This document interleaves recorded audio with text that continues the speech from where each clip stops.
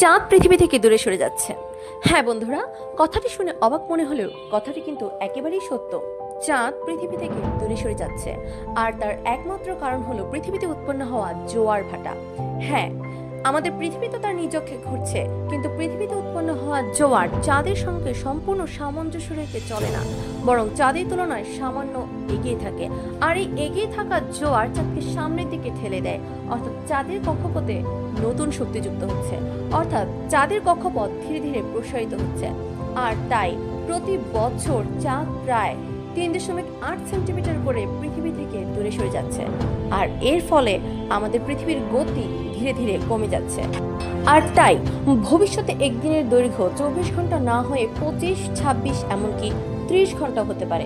তবে এই পরিবর্তন অনেক সময় সাপেক্ষ, এমনকি পরিবর্তন হতে মিলিয়ন মিলিয়ন বছর সময় লেগে যেতে পারে।